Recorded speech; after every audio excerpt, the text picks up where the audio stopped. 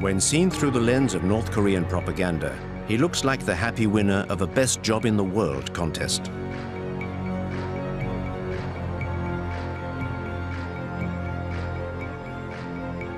Each time he is out in public, he has the air of a man marveling in the discovery of a fabulous country that his parents built just for him. A country where he has a hand in just about everything. Drawing up plans for a new quarter of Pyongyang. Being a lifeguard for the youth of North Korea. Sampling the biscuits which will soon flood the regime's groceries. Overseeing the growth of the chicks on the state farms. And even acting as an advisor to the country's hair salons. Arduous days, but days where he can still find the time to try out the latest rides at the capital's amusement park. These absurd, amusing, but also terrifying images are the only ones we have to help us understand this young man, who is at the controls of a nuclear power. Kim Jong-un does not give interviews, so we have decided to go and meet those who know him best, in an attempt to draw a clear portrait of him.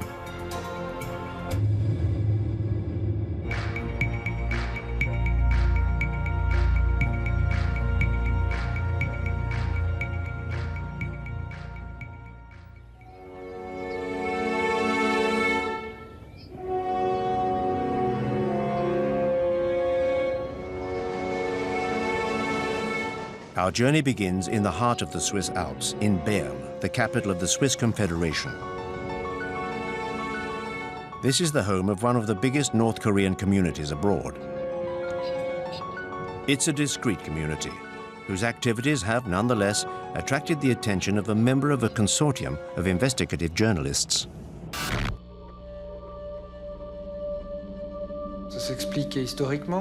There is a historical explanation. Switzerland is a neutral country, a member of the United Nations in Geneva and other international bodies. And North Koreans have always had access to Switzerland, with its peaceful side and its respect for privacy. Many famous people have sent their children to be educated here in Switzerland.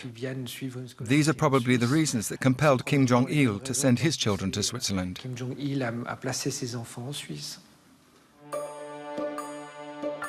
A study of Swiss administrative documents reveals the existence of a Mr. Pak, for whom in 1992 the North Korean embassy in Switzerland requested a visa and a posting to Bern. The visa request bore the names of 3 children, Chol, Hun, and Mi Young. The names were only slightly altered and the birthdays were identical. Mr. Pak's children were in fact those of the North Korean dictator Kim Jong-il. We knew the children were here, we knew their real identities, but it was not a problem for the Swiss authorities. It was even seen as a boon. Why? To maintain links with the country, which had already cut itself off from the rest of the world.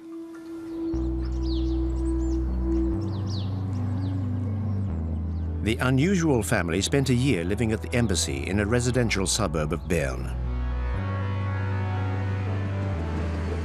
Chol, the eldest, enrolled at a nearby international school for the children of diplomats and businessmen.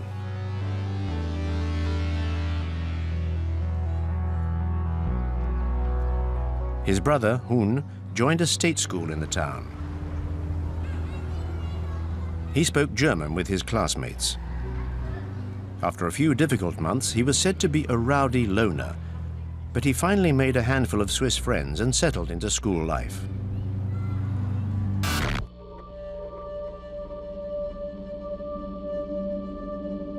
The boys' school results weren't bad. They were sometimes mediocre, sometimes all right. And he was very much into sports. And he was particularly interested in basketball. He was very keen and quite good at it.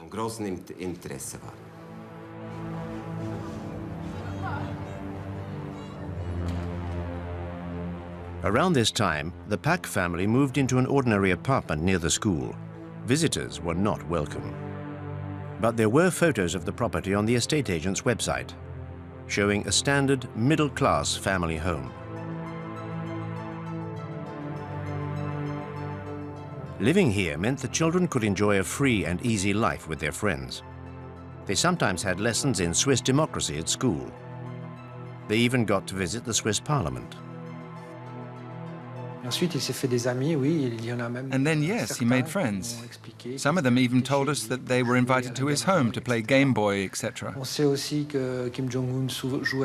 also know that Kim Jong-un used to play basketball with his neighborhood friends, not necessarily of his own class, pretty much every evening. And that he was a perfectly pleasant kid, like all kids of his age. The pictures we have of Pak Hun are in sharp contrast with the images we have of Kim Jong-un. How can we be certain that this is the same man who spent his entire adolescence in Switzerland? Judicial identification experts compared the two images. Facial spacing, ears, teeth. There seemed to be no possible doubt. Added to which, another clue was unearthed by the Swiss Secret Service.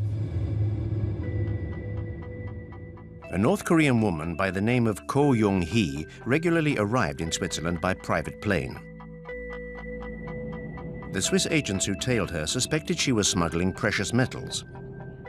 But the truth was something else altogether.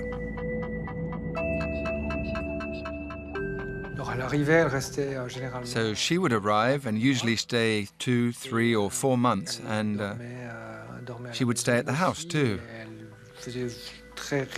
But she would also go off on regular shopping trips in the great capitals of Europe. Or there would be big family get-togethers. I was told about a family reunion which took place in a hotel at Interlaken, for instance, where the family rented out a whole wing of the hotel and met up there.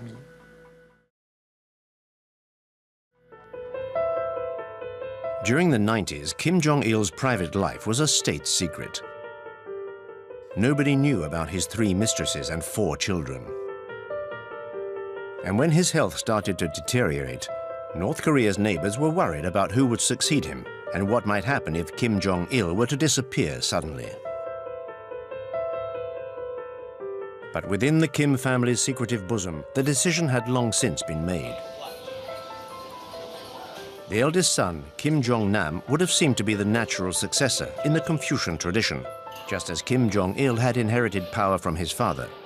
But Kim Jong-nam had committed several gaffes, among them an embarrassing arrest in Tokyo with a fake passport. He had wanted to visit Disneyland with his family.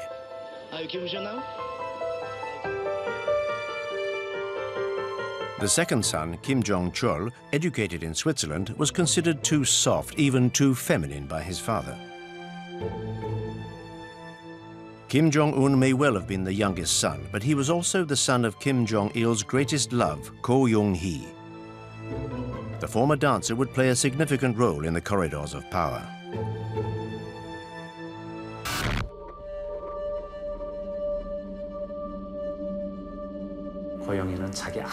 Koryõ played an important part in ensuring that her son took over the reins of power. Kim Jong-nam, the eldest son, already had an important role in the country's hierarchy, with an elevated position at the General Bureau of Data Processing, where he specialized in communication networks. But since Kim Jong-un took control, Kim Jong-nam has found himself in an awkward position. He can no longer return to North Korea.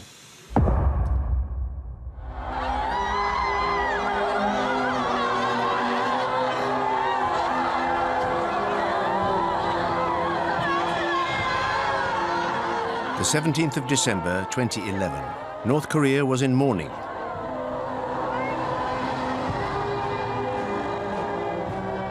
Kim Jong-il, the shining sun of the 21st century, had died just a few days before. It was time for the propaganda machine to set up the funeral scene. The funeral would also be the confirmation of the youngest son's accession, which had been confirmed to North Korea and the rest of the world a year earlier.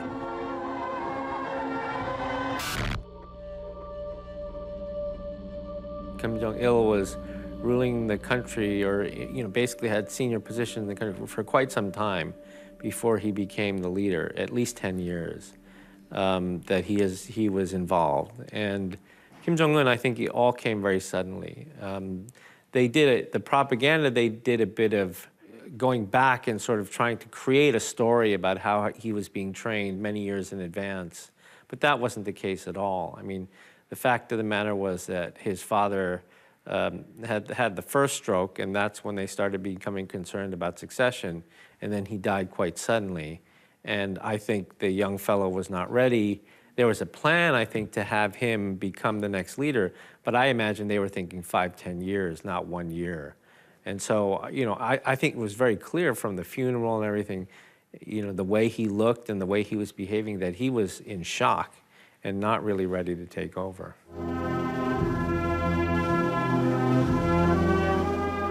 Kim Jong-un's problems had already begun.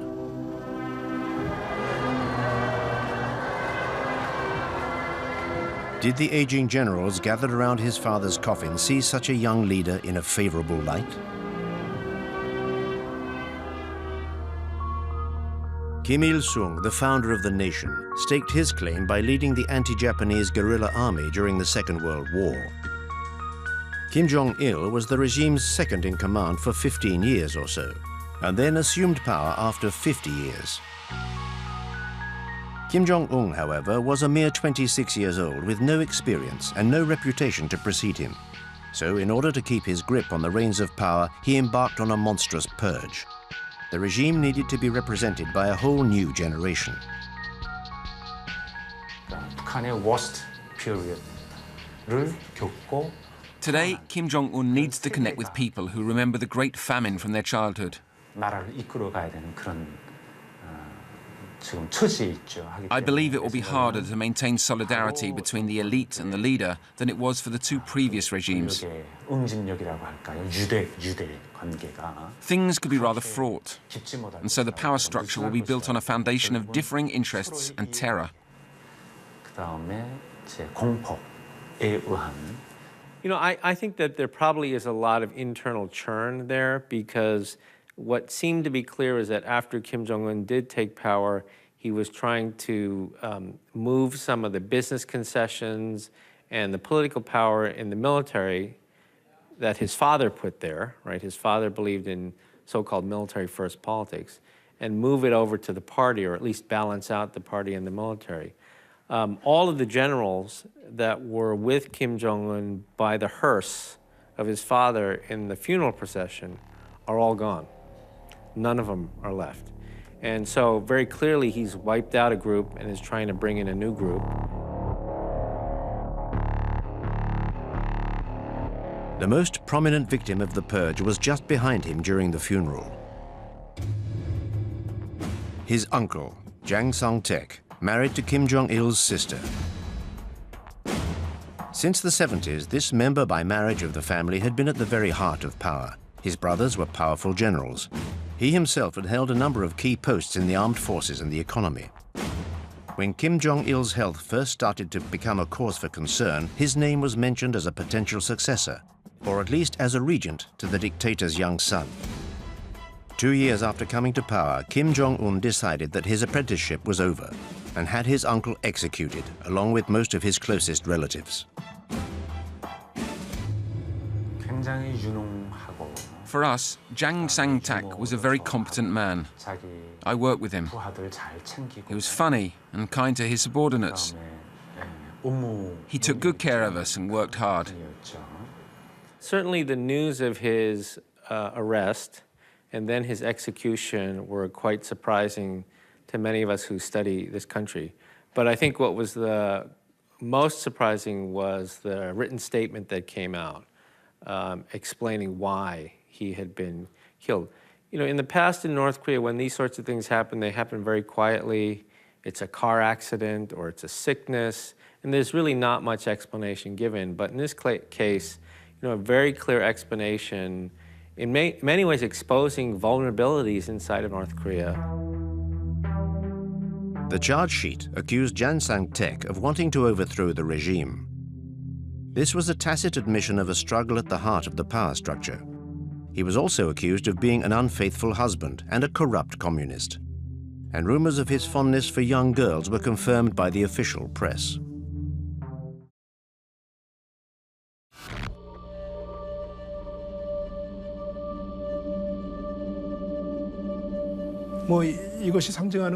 Jang Sang-taek's public execution was very damaging for the regime. North Korea is a deeply Confucianist country where respect for one's elders, especially relatives, is ingrained. Murdering his own uncle was more likely to harm the people's loyalty to Kim Jong-un than consolidate his power. I think that the members of the elite who lose respect for their leader could also turn away from him.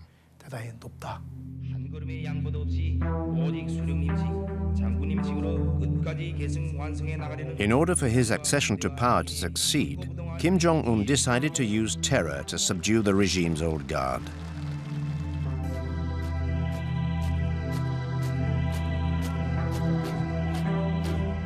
He then concentrated all the key posts and surrounded himself with those loyal to him.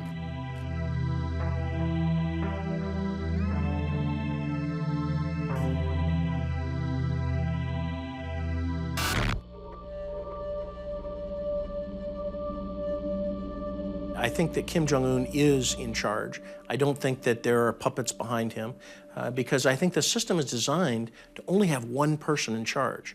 And so, and everybody must demonstrate their personal loyalty to him in order to survive.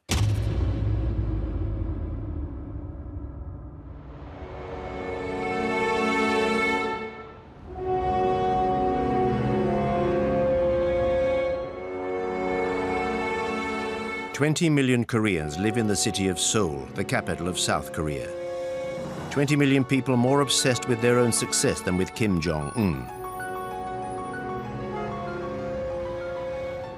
However, closer scrutiny reveals that the whole city is ready for war.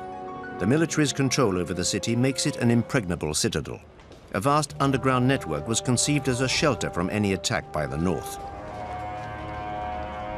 But people no longer notice the gas masks and the emergency rations provided in ever-dwindling numbers in the underground stations. I'm not worried about war. I've done my national service. Their nuclear capacity, on the other hand, that does worry me greatly.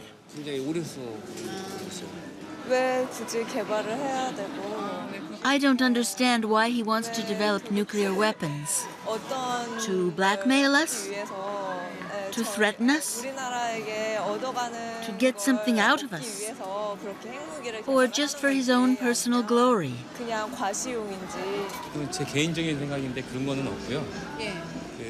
I'm not really afraid of war. Their nuclear threat seems to be their only survival mechanism.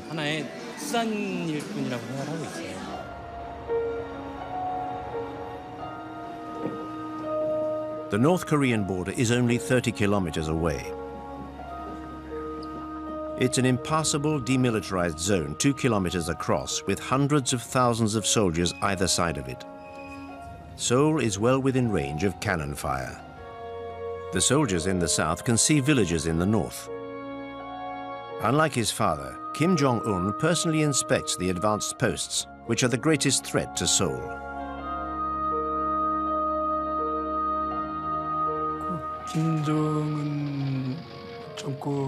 The main difference that was felt in the early days of the Kim Jong-un era was that he seemed much more belligerent and hostile than Kim Jong-il.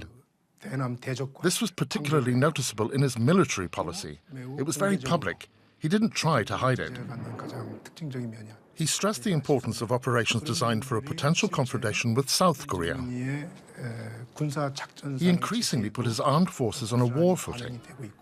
This approach was illustrated by the training and exercises that the North Koreans were subjected to.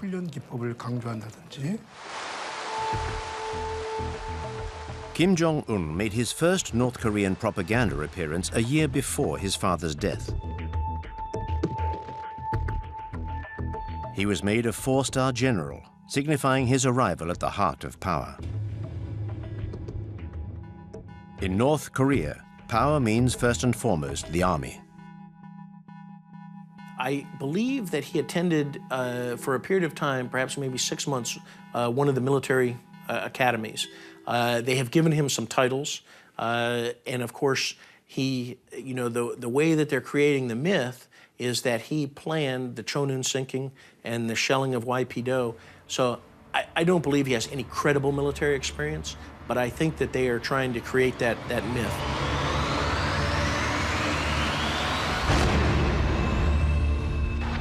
You know, he was given the title as a 4-star general in one of the people's assemblies as they were making the transition, but not any experience that we know of. The propaganda says he's an artillery expert, so they try to create a myth around him that shows that he's a great warrior, a great military man.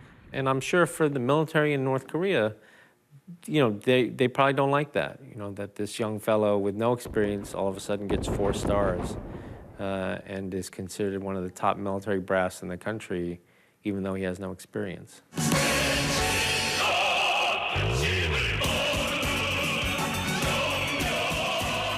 The North Korean army consists of over 1 million men and 6 million reservists. Morale-boosting inspections of all units is a daily obligation for the great leader.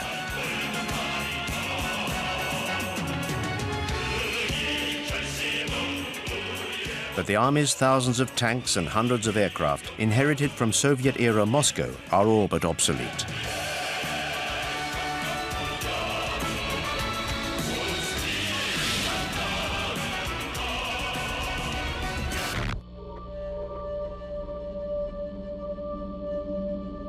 Pyongyang, and so 90 miles, 20 miles to the border with the DMZ, you don't need such conventional, sophisticated weaponry. You need the manpower, the multiple rocket launchers.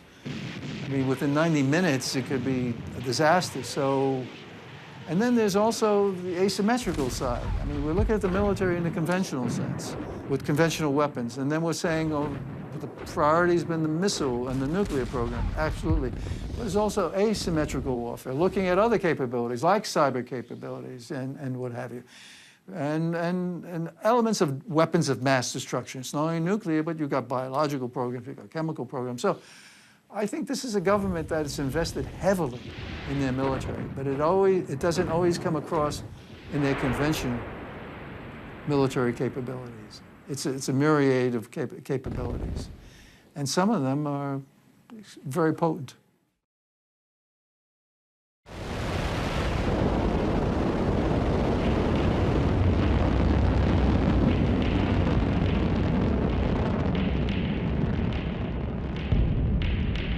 I mean, we all have to care about North Korea. Let's be practical. North Korea has nuclear weapons. It's the 9th nuclear weapon state. The assessment is from 6 to 12, maybe even more nuclear weapons, right? And they're developing their programs. They have a uranium enrichment program to build nuclear weapons.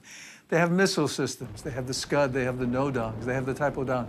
They're building the KN-08, which is an intercontinental ballistic missile, which is a mobile missile, solid fuel, so it's great capabilities. So North Korea is persisting with their nuclear program, their missile program, and the prospects of proliferating some of that, selling some of that material.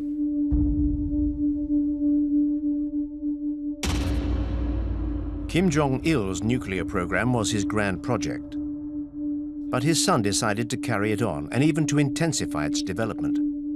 While its conventional arsenal was not up to the job of fighting its enemies, the atomic bomb became a North Korean obsession. Despite international objections, a huge amount of resources was poured into the project. Pyongyang believed that owning the atom bomb was the only way the regime could survive.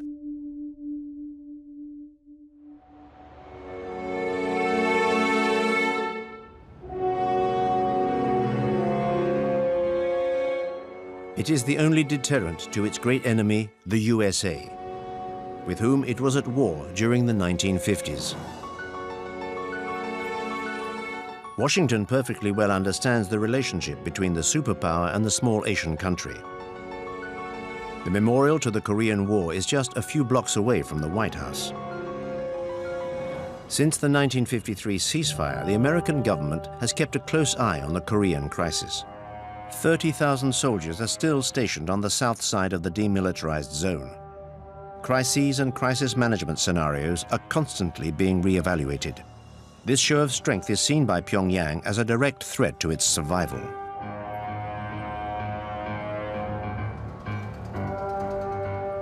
I think that, they fear the Ceausescu end, they fear the Gaddafi end, the Saddam end.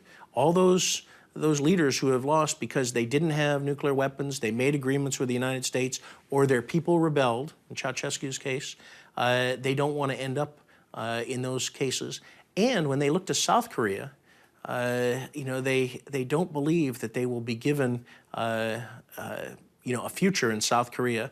And clearly a democratic South who would try and send to jail their own presidents, you know, they can only imagine what they would do to North Korean, you know, to the regime, given the atrocities and crimes against humanity that they've committed.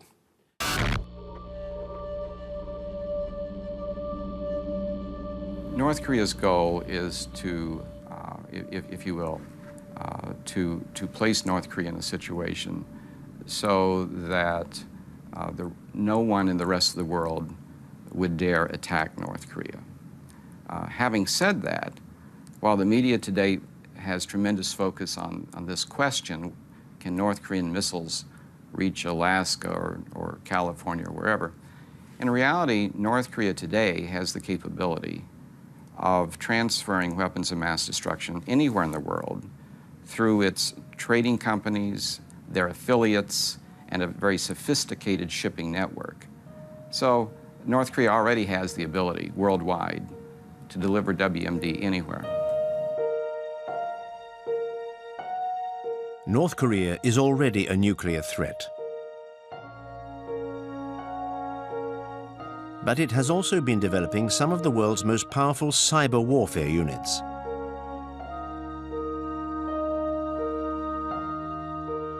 For example, they attacked the South Korean financial system, as well as Sony's film studios in the US, in the wake of a comedy movie which openly mocked Kim Jong-un.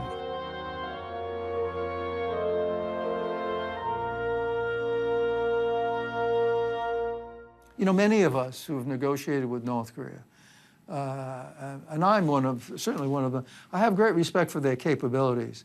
But those who have not spent much time in North Korea or dealing with the North Koreans, they say, you look, this is a country that can't feed its people. If you have malnourishment going on and so forth, and you have this economic development, which is minimal, if anything. I mean, the public distribution system doesn't work.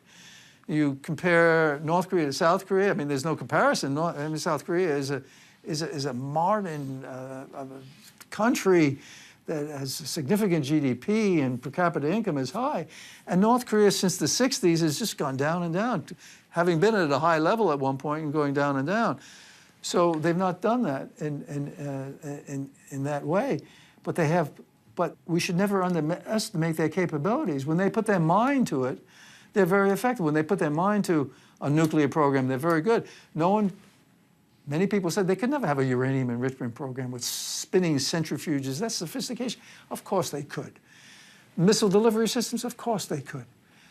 You mentioned cyber. I'm of the school, yes. If they put their mind to it, they don't need an internet system per se.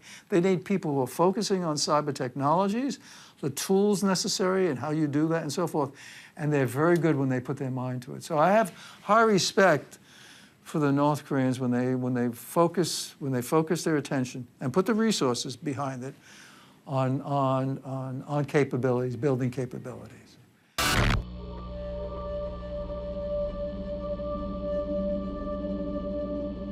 One thing every North Korean leader has understood, and he does as well, I think, if they lower their guard, in their perspective, if they lower their guard, they will be treated by the major powers as the used furniture of history.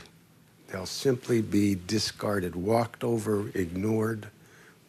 Otherwise, why pay any attention to them? So they have to make sure that people care about them, that people don't see just a dark spot on the map, which is the favorite thing we always show, but understand that this is a real, operating, not failing country with 24 million people that are somehow going to continue to exist and become more vibrant in Northeast Asia. That's a big, that's a tall order to fill. And who knows if he'll be able to achieve it.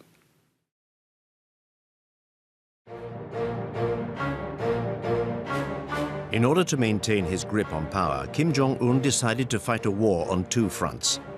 One of these was the preeminence of the army and the apparatus of repression. The young leader spoke openly about the country's poverty He claimed he would not be able to sleep until his people had an adequate standard of living. From his youngest days, Kim Jong-un spent a long time with his father's Japanese chef, who became his close companion.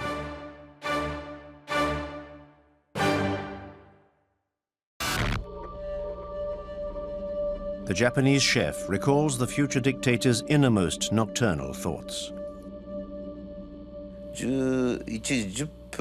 I remember one night we started talking at about 11:10 p.m. When we had finished, I looked at my watch. It was nearly 5 a.m. We spoke of many things. He told me, "I've been to Europe, to Asia, to Japan several times. The shops are full of food. But in my country, there's none. Something should be done."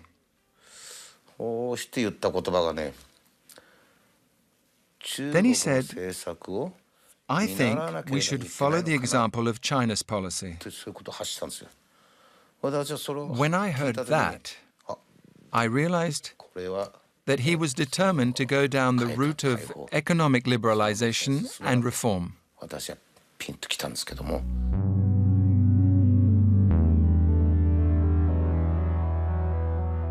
Every day, propaganda portrays Kim Jong-un as the great orchestrator of the renaissance of North Korea's agriculture and economy.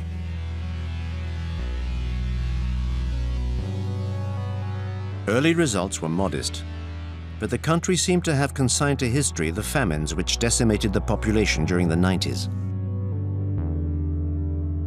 You know, in his first speech in April 2012, I got the impression that one of his main goals was to convince his own people and the rest of the world that this was, in one sense, a new North Korea. Many of the things that had happened in the past were of the past.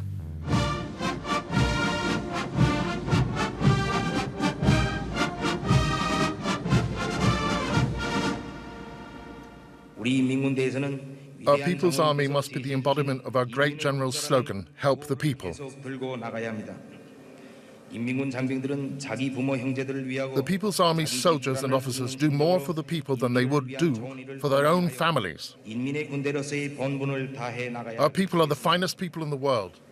They have faithfully supported the party in face of great challenges. They should never have to tighten their belts again. They should be able to benefit fully from the riches of socialism. That is our party's firmest resolution.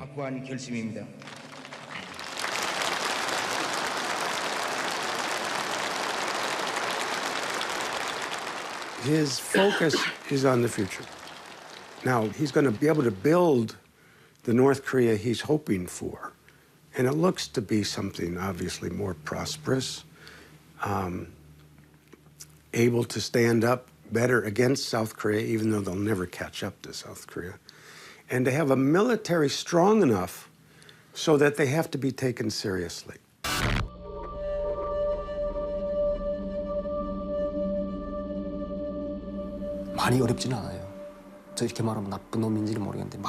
North Koreans do not live in abject poverty like they once did. We no longer have absolute famine. We now live relatively well. There's just a gap between rich and poor. But there is no longer extreme penury. You may see awful images of starving North Koreans, but that was 10 to 15 years ago. It isn't the case nowadays. North Korea is churning internally as we speak. There are amazing changes occurring within that country. Kim Jong-un is allowing an unprecedented number of people to leave the country, to learn about the basics of business, to learn about international economics, to learn about how to transition from a controlled economy to a market economy. Now, this is remarkable that he is allowing this sort of situation to occur.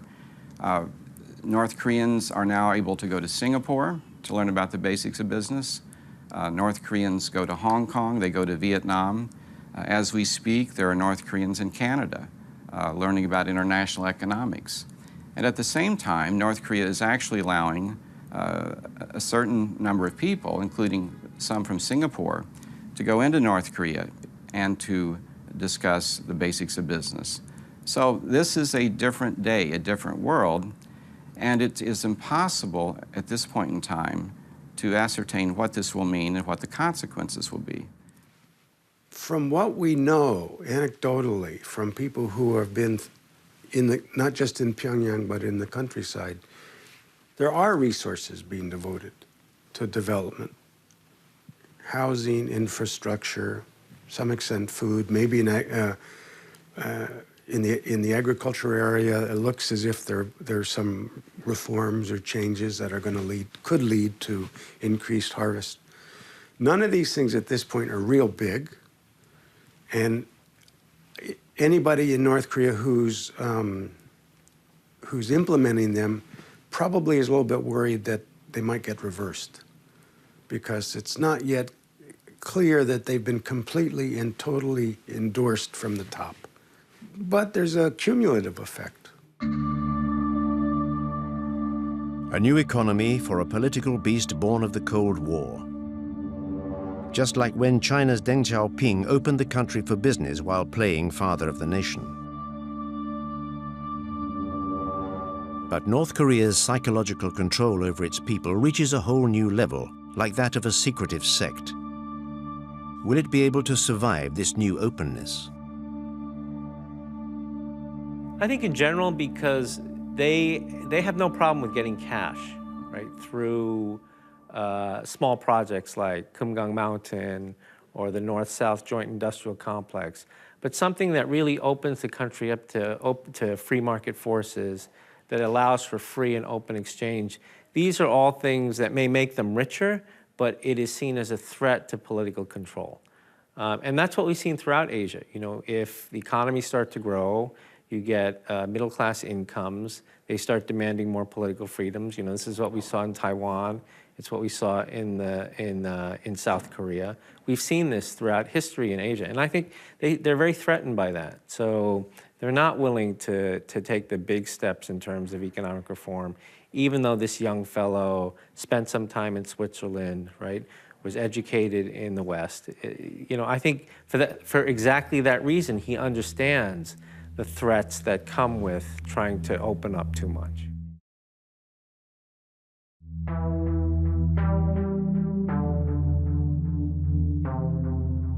For Kim Jong-un, it's a matter of survival. After the years of poverty of his father's reign, North Koreans need to be given a new sense of hope if the country is going to stay together. His cheerful appearances and chubby frame contribute to the resurrection of the image of Kim Il-sung, who he has come to resemble physically. In North Korea, even the smallest child in the street loves Kim Il-sung. He was the great leader. During his time, people ate well and were not poor.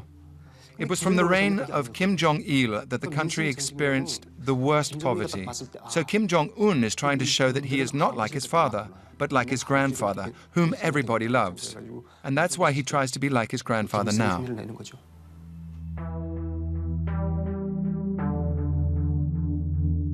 Grandfather Kim Il-sung, the revered founder of North Korea, is still the official eternal president of the country. At times during his reign, its development was faster than that of South Korea, thanks to the unconditional support of the Kremlin. But when the Soviet bloc fell, Pyongyang had to change its tune. Its economy fell apart, and under Kim Jong-il's rule, the country endured the Great Famine.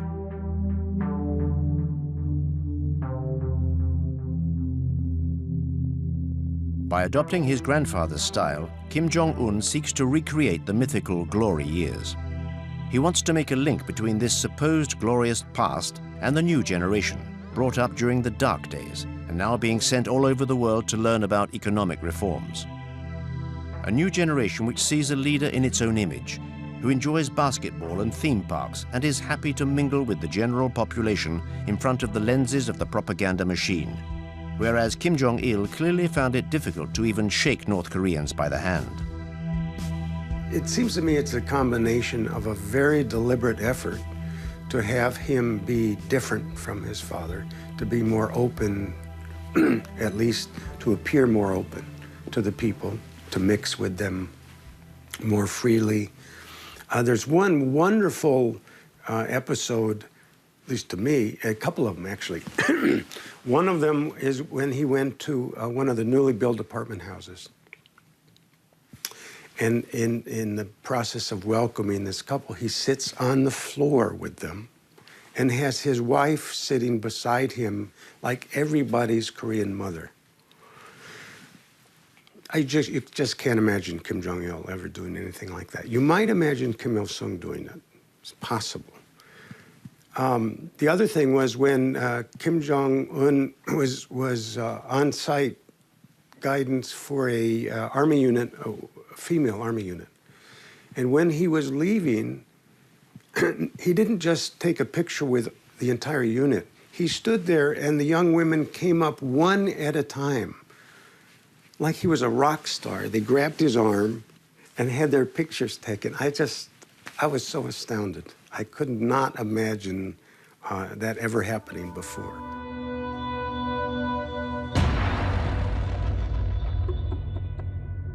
Something that seemed equally unimaginable was to hear Kim Jong-il's voice. Throughout his reign, the only propaganda put out was either silent films or images. He never spoke in public.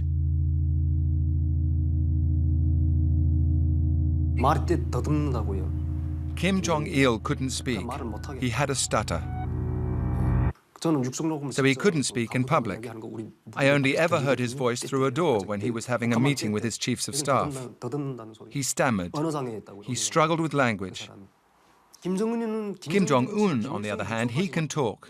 Moreover, he talks like his grandfather. He even imitates his voice. So in the beginning, it was even said that Kim Il-sung had been resurrected. It had become like an actor's job to recreate his image.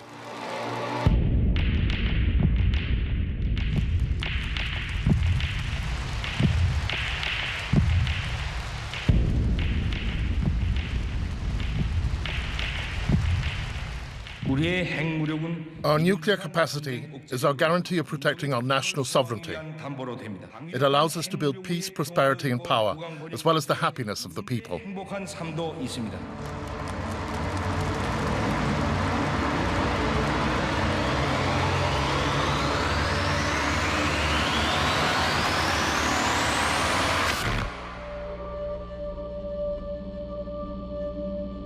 세대가 좀 달라 보입니다. 김정일과 There is a generational difference, for one thing.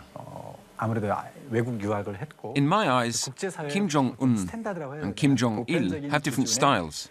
김정은은 김정일보다는 Kim Jong-un studied abroad, so would have a closer understanding of international criteria. 결혼을 했고 그것도 일체 공개하지 않은 채 아들이 누군지도 모르게. Therefore, he seems more normal than Kim Jong-il, who had too many wives and wanted to keep his family, especially his sons, hidden. 그것이 어떤 특정한 통치 전략일 수도 있지만 Kim Jong-un will not be like his father. 일반적인 상식이니까. So I think he's trying to demonstrate that he has a relatively normal presidential style. 있는 게 아닌가 싶기도.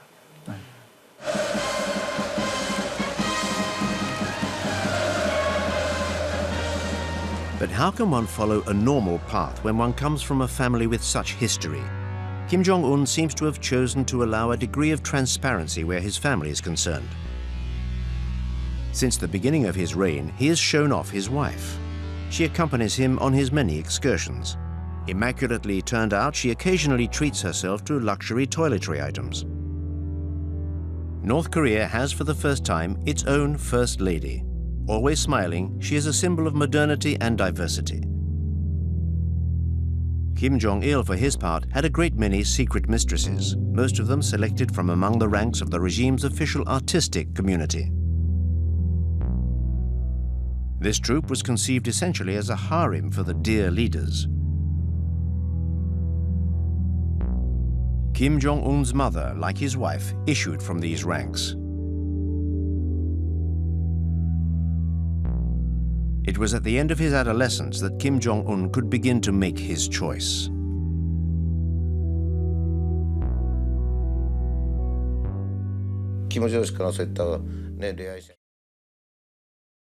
Kim Jong-un was never forbidden from going out with girls, but he just wasn't interested.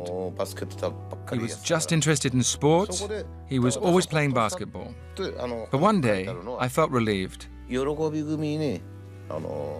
That day, amongst the pleasure brigade, there was a buxom young lady. Kim Jong-un called me over and said, "Fujimoto, look at those puppies." I was so relieved to hear him say that. I told myself, he's a lad, and everything's going to be fine.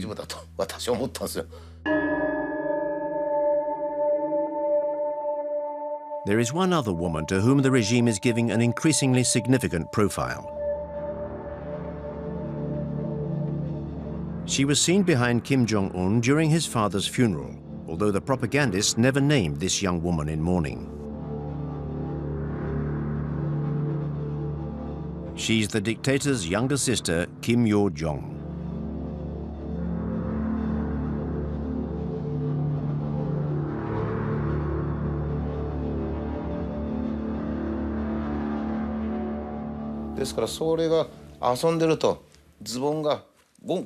When she was playing, and her trousers or her nappies would start to fall down, it was always Kim Jong-un who noticed. "Watch out," he would say, and he would pull them up. He was so fond of her, and he's still fond of her today.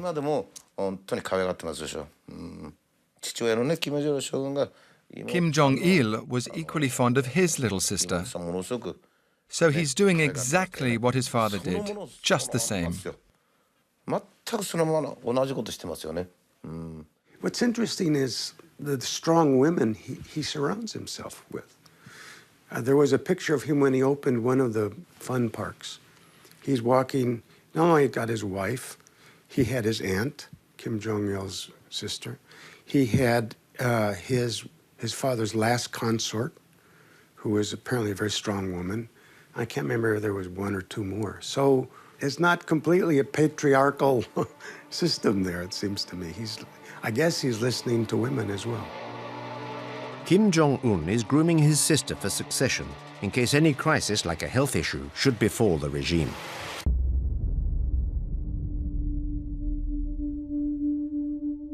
In late 2014, the dictator disappeared for a few months because of a surgical procedure on his ankle.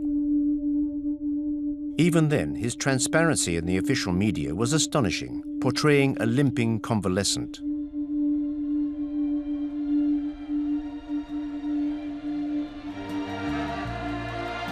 This remarkable contrast with the image of a living god, so commonplace in Korea's daily life, almost seems to embarrass even him.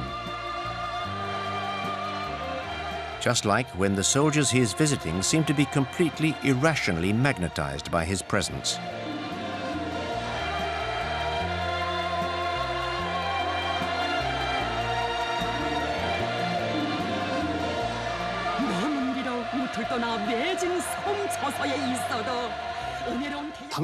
There's nothing special about these pictures. It's perfectly normal. Here in North Korea, Kim Jong-un is like Jesus. If you were a Christian and you were to see Jesus aboard a boat by the river, wouldn't you try to follow him? This is no different.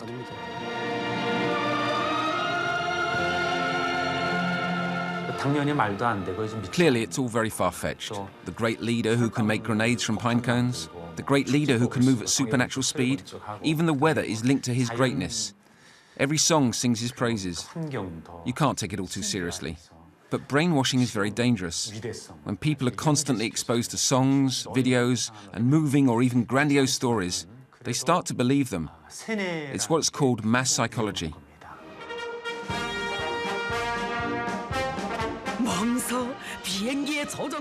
This allows North Korean television to present the dictator as an instructor for airline pilots.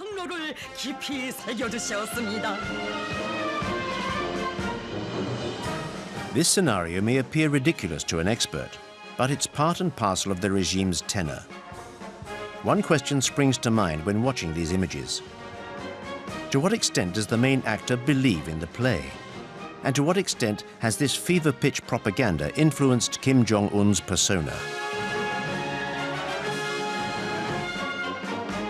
You see humanity in the man smiling and reaching out to the people and engaging, and then you say, my God, how could you do that to your own people? How could you have been so brutal to your own uncle?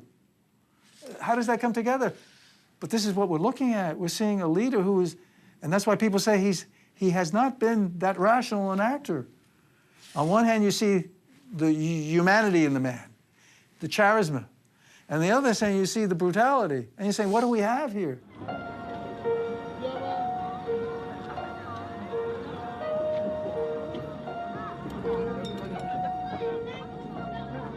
At the frontier between the two Koreas, the sentry posts have become tourist destinations.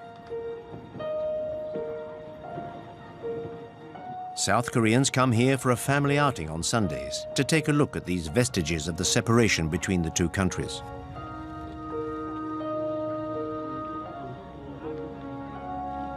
I don't know. It's difficult to get any real information about Kim Jong-un, other than what's disseminated by the media.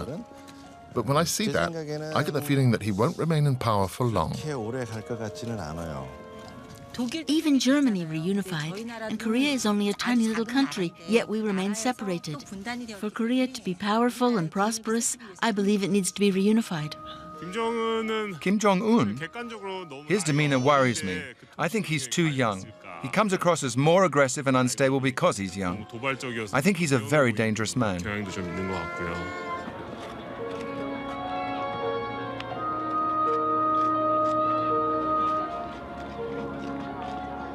I would say stake my 34 years in the military on the South Korean military would defeat North Korea. But it will be bloody, it will be tragic. South Korea will suffer tremendous destruction, and as I started out saying, the entire world will be impacted, at least economically, if there is a war.